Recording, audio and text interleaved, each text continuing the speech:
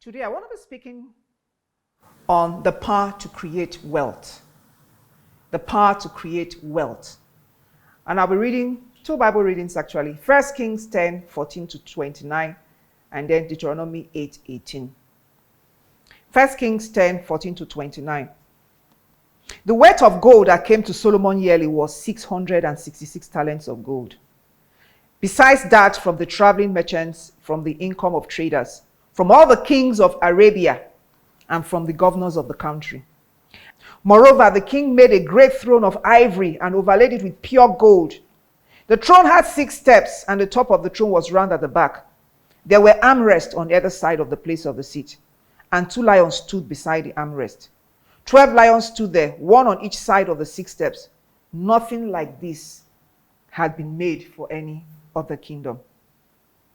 All King Solomon's drinking vessels were gold, and all the vessels of the house of the forest of Lebanon were pure gold. Not one was silver, for this was accounted as nothing in the days of Solomon. For the king had merchant ships at sea with a fleet of Hiram. Once every 3 years, the merchant ships came bringing gold, silver, ivory, apes, and monkeys. So King Solomon surpassed all the kings of the earth in riches and wisdom. Now all earth sought the presence of Solomon to hear his wisdom, which God had put in his heart. And each man brought his present, articles of silver, gold, garments, armor, spices, horses, and mules, at a set rate year by year.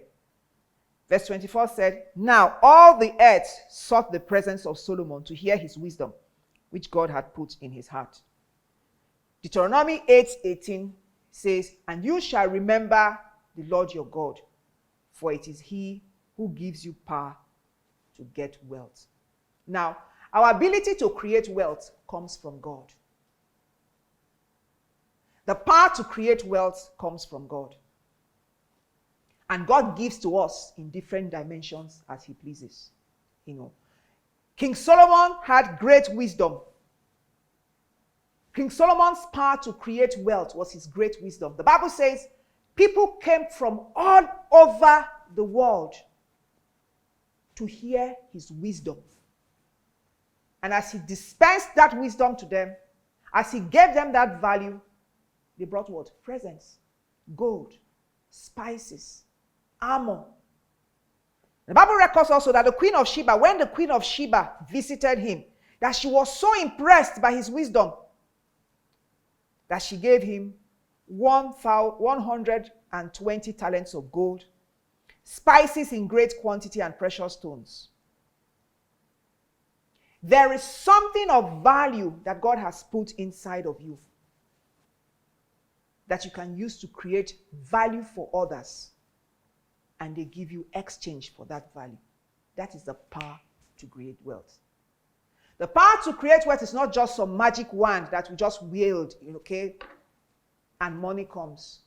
The power to create wealth is not speaking in tongues, and you speak in tongues like we do, and then money comes. The power to create wealth is not you sit down in your home and you are quoting scriptures.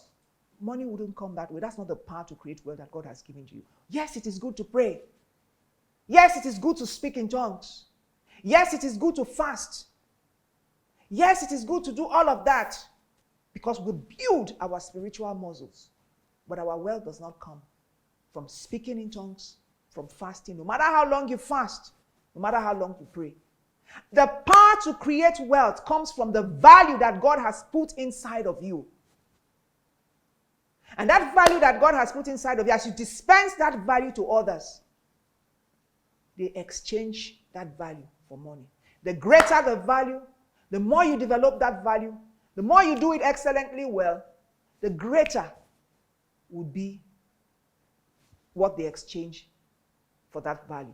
The Bible says Solomon had great wisdom. As they came, they were so impressed with his wisdom. Now, your value, your power to get wealth can come from a musical ability. It can come from your sporting inclination. We know so many sports stars, so many athletes who are making money in millions. Your power to create wealth can be great wisdom. Your ability to discern to advise nations, to advise corporations, to advise businesses.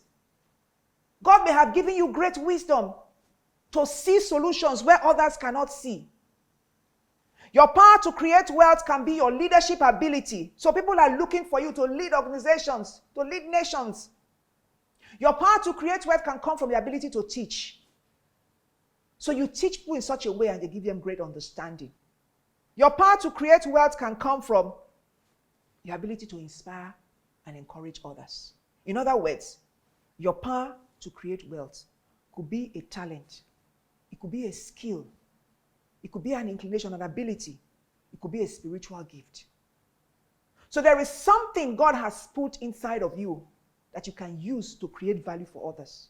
Sometimes it may be in its raw state. You need to harness it, develop it, so that it creates excellent value for others. What is it that you can naturally do well? Begin to look inwards. God has never created, and God does not create anybody empty. There is nobody that God has created empty. Romans says, having then gifts differing.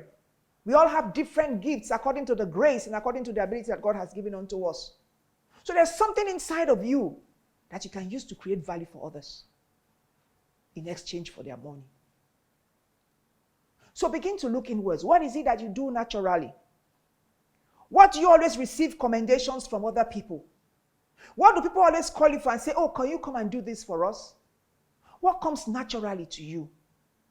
What do people remember you for? What are you noted for?